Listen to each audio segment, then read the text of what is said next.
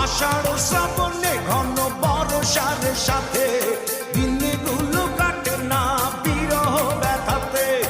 আসছে মাসে না হয় পত্র দিও, আসছে মাসে না হয় পত্র দিও, তুমি অবসর পাইলে আসিও। আমি 12 মাস তোমায় ভালোবাসি, তুমি সুযোগ পাইলে